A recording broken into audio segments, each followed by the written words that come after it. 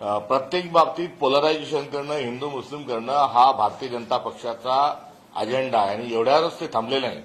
तर Maratha OBC, OBC विरुद्ध VJNT आदिवासी, एकंदरीत माणसामध्ये भेद करणं आणि टाळूवरचं लोणी खाणं जी एक म्हण होती, अगदी तशीच मोठं सप्रेंटी भारतीय जनता पक्षाची आहे.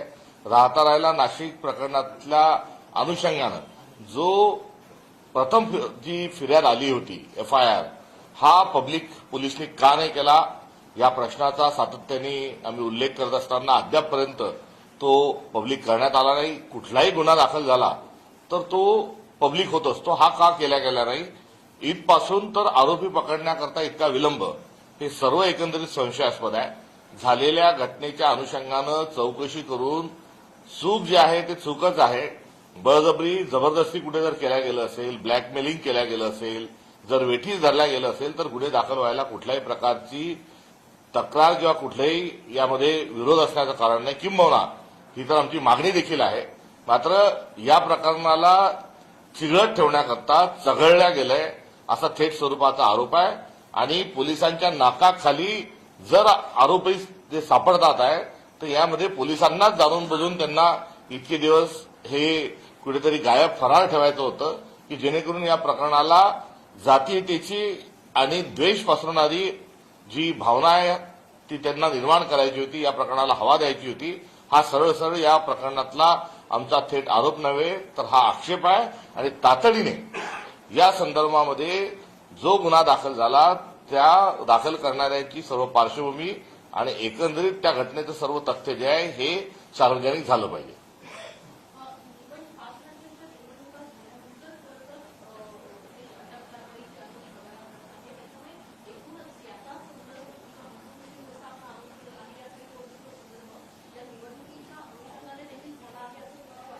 या 5 राज्यांपैकी 2 राज्यांमध्ये द्वेष पसरवण्याची फार मोठी एक प्रयत्न हा भारतीय जनता पक्षाच्या माध्यमातून झाला. एसआयआर पासून याची सुरुवात झाली होती. तर वेगवेगळ्या ठिकाणी वेगवेगळे मुद्दे हे धर्म अंधतेच्या अनुषंगानं हे आणले गेले होते आणि यामध्ये पश्चिम बंगाल आणि आसाम या ठिकाणी तर थेट स्वरूपामध्ये विकासात्मक, संविधानात्मक मुद्द्यांना बाजूला सारत असताना त्या ठिकाणी जातीय तेढ निर्माण केल्या गेली होती आणि या प्रकरणाचा देखील मदत घेतल्या गेल्याची शक्यता नाकारता येत नाही. पश्चिम बंगालमध्ये जो निकाल लागला त्यानंतर अमेरिकेचे अध्यक्ष ट्रम्प यांनी थेट मोदींचं अभिनंदन केलेलं होतं. त्याची चेष्टाही झाली, कौतुकही झालं. संजय राऊतांनी आता थेट ट्रम्पना एक ट्विट केलेलं आहे. त्यांनी सांगितलंय की एक प्रादेशिक निवडणूक होती, एक मेंबर ऑफ पार्लमेंट म्हणून मी तुम्हाला सांगू इच्छितो असं म्हणून त्यांनी लोकशाहीची सगळी मूल्य पायदळी तुडवली गेली होती. या सगळ्यांना विचार करून तुम्ही अभिनंदन केले का असं थेट ट्रम्पला विचारलं आहे. काँग्रेसची भूमिका या बाबतीत काय? नाही, ट्रम्प हे अलीकडच्या काळामध्ये आपल्या एखाद्या गावात सरपंच जर निवडून आला तर त्याचंही अभिनंदन जर करत असतील तर आश्चर्य वाटून घेऊ देऊ नका. किंबहुना एखादा बाळू, पेंट्या, बबली यांच्या वाढदिवसाकरता जर ट्रम्प तात्यांनी जर शुभेच्छा दिल्या तर त्यात कुठेही आश्चर्य नाही. कारण ट्रम्प यांचा भारतातला जो इंटरेस्ट आहे हा अधिकाधिक वाढत चाललेला आहे आणि त्यांचा जो ब्लू बॉय आहे, चॉकलेट बॉय आहे, अर्थात आपल्या देशाचा पंतप्रधान हे आहेत. मात्र आपले पंतप्रधान हे ट्रम्पना का घाबरतात आणि ट्रम्पचं नाव घेतल्यानंतर ते सिलेंडर का होतात याचं प्रश्नाचं उत्तर काही हे अद्याप भारताला मिळत नाही. त्यामुळे ट्रम्प हे आता पुढे पंचायत समितीचे सभापती होणार का एखादी जिल्हा परिषद ते लढवणार याकडे आता भारताचं लक्ष लागलंय असं म्हटल्यास चुकीचं ठरणार नाही.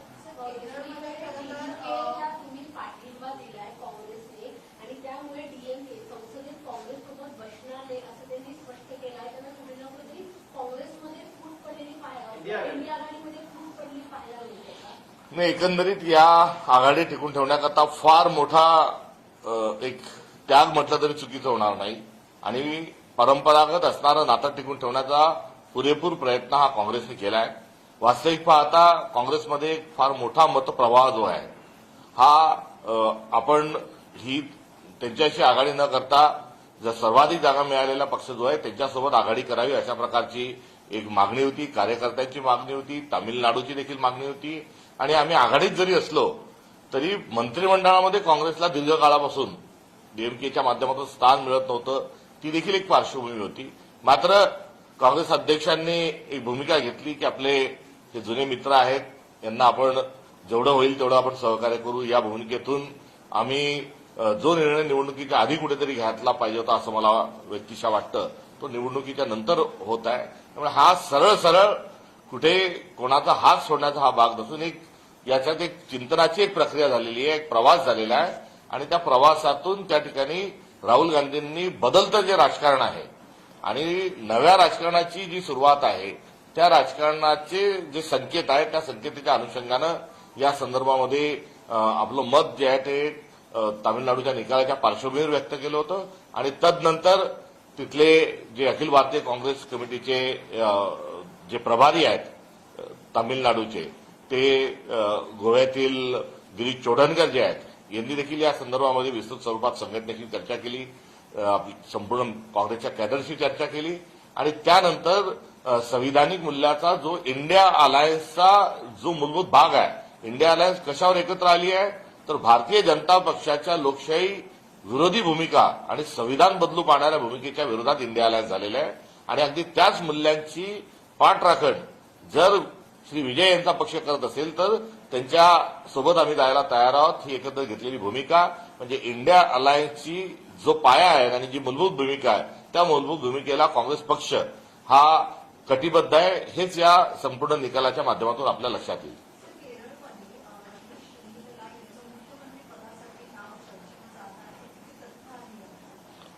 काल केंद्रीय स्तरावरून पक्षाचे कोषाध्यक्ष अजय माखनजी तथा सरचिटणीस मुकुल वासनिकजी हे दोघं त्या ठिकाणी गेले. त्यांनी सर्व आमदारांचं जे म्हणणं आहे ते ऐकून घेतलं आणि तद्वतच पक्षश्रेष्ठी जो विधिमंडळाचा गटनेता ठरवेल अशा प्रकारचा ठराव देखील आमदारांच्या बैठकीत संपन्न झाला आणि यानंतर जी पक्षाची जी विहित प्रक्रिया आहे त्या प्रक्रियेच्या अनुषंगानं लवकरच केरळमध्ये मुख्यमंत्री पदाचं नाव घोषित होईल.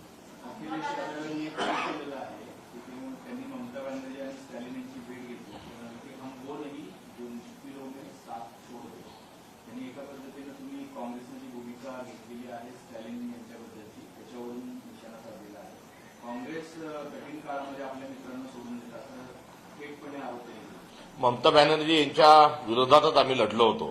त्यामुळे ममता बॅनर्जी या काँग्रेसच्या पठडीत तयार झालेल्या युवक काँग्रेसच्या आमच्या फायरब्रँड नेत्या असतात आणि त्यांचाही उल्लेख त्या संदर्भात आहे आणि स्टॅलिनच्या संदर्भातला जो उल्लेख आहे त्या उल्लेखामध्ये सांगत असताना लोकशाही वाचवण्याच्या भूमिकेमध्ये आजही काँग्रेस पक्ष हा या सर्व मूल्यांच्या सोबत आहे. मात्र तिथलं जे गणित आहे ते आपल्या सगळ्यांच्या समोर आहे. काँग्रेस हा त्या ठिकाणी तुलनेने फार कमी संख्येने काँग्रेसचे आमदार निवडून आलेले आहेत आणि यावेळेस लोकशाही वाचवण्याच्या अनुषंगानं आम्ही कोणासोबत असल्याने कोणाचा मुख्यमंत्र्यांचा स्टॅलिन हे काही आम्ही त्यांच्यासोबत असल्याने ते काही मुख्यमंत्री होणार नाही. त्यामुळे आम्ही जर त्यांच्यासोबत गेलो तर ते मुख्यमंत्री होतील अशा परिस्थितीत जर आम्ही सोडत असलो तर अशा प्रकारच्या चर्चा होणं स्वाभाविक असं आम्ही म्हणू. मात्र सपशेल स्वरूपामध्ये जो मॅन्डेट मिळालेला आहे तो मॅन्डेट हा स्टॅलिन यांच्या विरोधातला आहे आणि त्या अनुषंगानं लोकशाहीतला जो मॅन्डेट आहे आणि जो संविधानिक स्वरूपाच्या रस्त्याने चालण्याकरता तयार आहे, इंडिया अलायन्समध्ये जो येण्याची अनुषंगानं जो तयार आहे अशा पक्षांसोबत जर आम्ही जात असलो तर अशी जी चर्चा आहे ती अनावश्यक आहे असं आम्हाला वाटतं.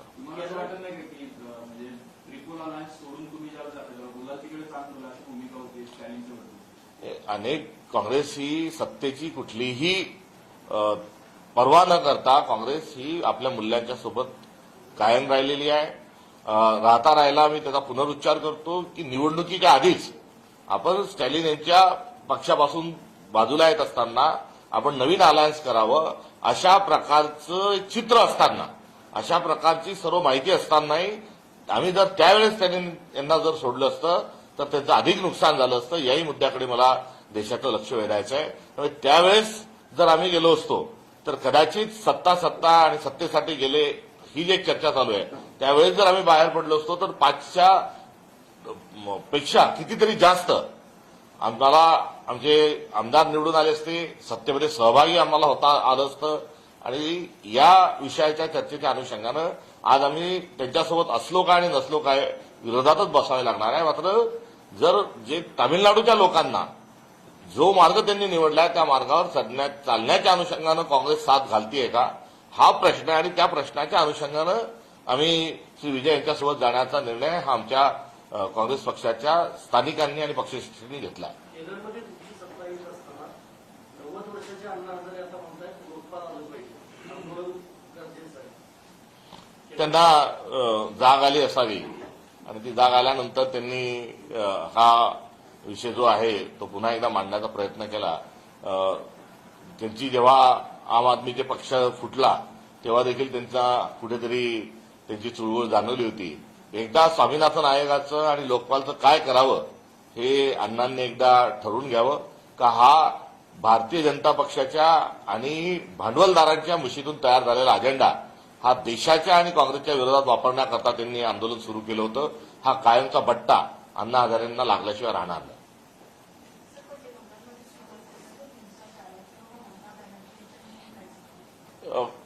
काही राज्यांमध्ये निवडणुकीच्या निकालानंतर निकाल जोही लागला त्यानंतर हिंसाचार होतात. मागे त्रिपुराच्या अनुषंगानं असंच बोललं जात होतं. बंगालमध्ये देखील अशा प्रकारची चर्चा दीर्घ काळापासून सुरू आहे. खेळीमेळीने निवडणुका झाल्या पाहिजे, निवडणूक आयोगाने निवडणूक आयोगाचं काम केलं पाहिजे आणि स्पोर्ट्समन स्पिरिट जे आहे हे राजकारणात जरूर असलं पाहिजे. मात्र असं न होता अलीकडच्या काळात निवडणूक आयोग एकतर निवडणुका फ्री अँड फेअर स्वरूपामध्ये घेत नाही आणि दुसऱ्या बाजूला पराभव झाल्यानंतर ज्या हिंसाचाराच्या दंगलीचे जे प्रकरण भारतभरातून येतात हे कुठेतरी त्रासदायक आणि चिंताजनक आहे. एवढंच या निमित्तानं कुठेतरी सांगू आणि तुर्तास निवडणूक बंगालच्या भारतीय जनता पक्षाच्या विजयाबाबत मला निवडणूक आयोग आणि सुप्रीम कोर्टाचं अभिनंदन करायचं आहे.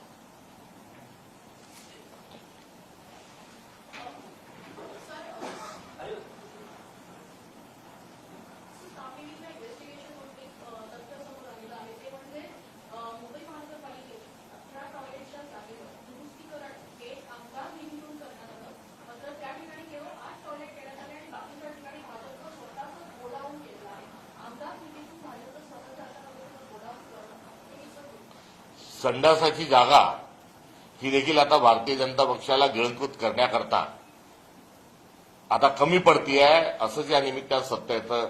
अहो ते मुद्रा तर सोडा, लोक सुलभ शौचालयाच्या नावानं ज्या ठिकाणी मोकळे व्हायला जातात तिथेच तुम्ही आता भ्रष्टाचाराच्या अनुषंगानं तिथे आपला स्वतःचा गुंता निर्माण करतात. ही अत्यंत खेदाची बाब आहे आणि आपल्या देशाच्या व्यवस्थेला अगदी नरकात नेऊन ठेवलंय याचा थेट पुरावाच या निमित्तानं भारतीय जनता पक्षानं दिलेला आहे.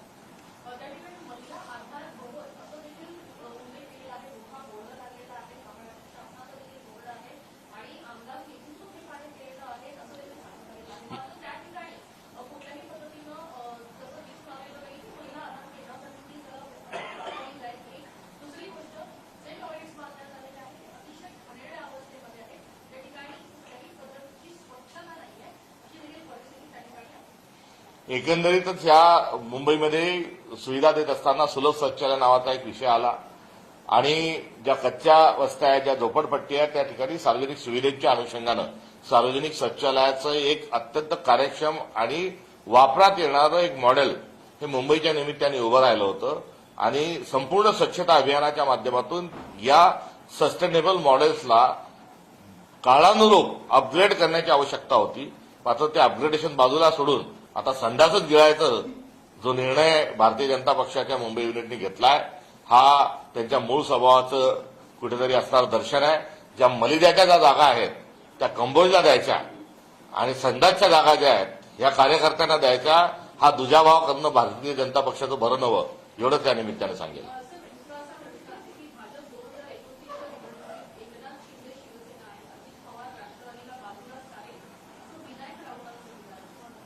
ते तर स्पष्ट आहे. भारतीय जनता पक्ष हा मित्रपक्षांना घेतल्यानंतर तो संपवतो. हा देशभरातला भारतीय जनता पक्षाचा असणारा हा इतिहास आहे आणि याची कल्पना ही दोन्ही पक्षाला म्हणजे अजितदादा हयात असताना अजितदादांना या विषयाची कल्पना आली होती म्हणून त्यांनी वेगळी काही राजकीय गणित मांडण्याची प्रक्रिया सुरू केली होती.